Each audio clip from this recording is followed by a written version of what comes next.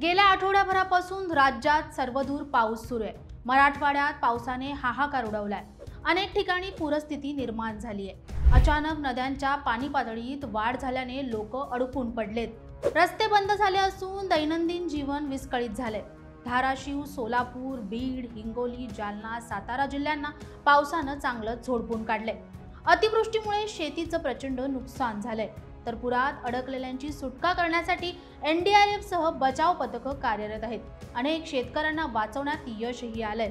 पण धाराशिवच्या परांडा तालुक्यात पावसामुळे बिकट परिस्थिती निर्माण झालेली असताना यावेळी खासदार ओमराजे निंबाळकर हे स्वतः बचाव कार्यासाठी पोहोचलेत। परांडा तालुक्यातील वडनेर इथं NDRFच्या पथकासोबत त्यांनी बचाव कार्यात सहभाग घेतला आणि पाहता पाहता संपूर्ण राज्यभर त्यांची क्लिप व्हायरल झाली। मुख्यमंत्री देवेंद्र फडणवीस यांनी नुकसानग्रस्त सोलापूरची पाहणी केली आणि त्यात शेतकऱ्यांशी संवाद साधला आणि बोलताना ओमराजेंचं नाव घेतलं। ओमराजेंचं नाव येताच शिट्ट्या आणि घोषणा उद्ध्वस्त बांधावर ऐकायला मिळाल्या। हो, तेच हे ओमराजे निंबाळकर ज्यांनी वयाच्या अवघ्या 22व्या वर्षी राजकारणात प्रवेश केला।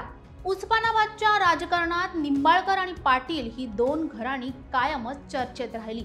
यापैकी निंबाळकर घराण्याच्या राजकारणाचा वारसा पुढे नेणारे ओमराजे निंबाळकर हे सातत्याने चर्चेत असतात। त्यांचा बेधडक स्वभाव आणि त्यांची लोकप्रियता कायमच चर्चेचा विषय असतो। ओमराजे निंबाळकर यांचा राजकीय प्रवास। ओमराजे निंबाळकर यांना राजकारणात तसा फारसा रस नव्हता। मात्र 2000 साली वडील पवनराजे निंबाळकर यांचा खून झाल्यानंतर ओमराजे निंबाळकर यांनी वयाच्या अवघ्या 22व्या वर्षी राजकारणात प्रवेश केला।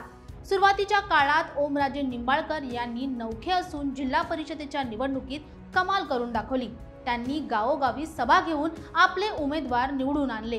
वयाच्या अवघ्या 23व्या वर्षी ओमराजेंनी जिल्हा परिषद सत्ता पालट करून दाखवली। ओमराजे निंबाळकर यांनी डॉक्टर पाटील यांना तेरणा साखर कारखान्यासह विधानसभा निवडणुकीत दारुण पराभव करत डॉक्टर पाटील यांच्या सत्ता साम्राज्याला सुरुंग लावला होता। 2009 मध्ये आघाडी सरकार असल्याने उस्मानाबाद विधानसभेची जागा राष्ट्रवादीला सोडण्यात आली। यावेळी राष्ट्रवादीकडून राणा जगजित सिंग यांना उमेदवारी देण्यात आली होती। त्यामुळे ओमराजे निंबाळकर यांनी काँग्रेसला सोडचिठ्ठी देत शिवसेना उद्धव बाळासाहेब ठाकरे या पक्षात प्रवेश केला। या निवडणुकीत ओमराजे निंबाळकर यांनी संपूर्ण मतदारसंघ पिंजून काढला। यामुळे निवडणुकीत ओमराजे निंबाळकर यांनी सहजपणे बाजी मारली।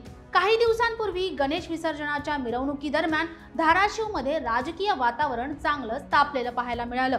शिवसेना ठाकरे गटाचे खासदार ओमराजे निंबाळकर आणि भाजपा आमदार रणजितसिंग पाटील यांनी राणा रणजितसिंग पाटील यांचे पुत्र मल्हार पाटील यांच्या मिरवणुकीदरम्यान थेट आमनासामना पाहायला मिळाला। यामुळे येत्या स्थानिक स्वराज्य निवडणुकींमध्ये राजकीय रंगत वाढणार हे काही नाकारता येत नाही। पण ओमराजे निंबाळकर यांनी अस्मानी संकटात मायबाप शेतकऱ्याला वाचवण्यासाठी जी जीवाची बाजी लावली हे सगळीकडेच कौतुक करण्यासारखं होतं। या अस्मानी संकटात जीवाला जीव आणि माणुसकीने धडपड करणारा एक माणूस दिसला। ओमराजे निंबाळकर आधारवड आणि आधारस्तंभ म्हणून पुन्हा चर्चेत आले। मतदारसंघासाठी एक वाली लागतो, तोच या शब्दाला जागलेला वाली म्हणून, बाप माणूस म्हणून शेतकऱ्यांची आशा तेवत ठेवत आहे।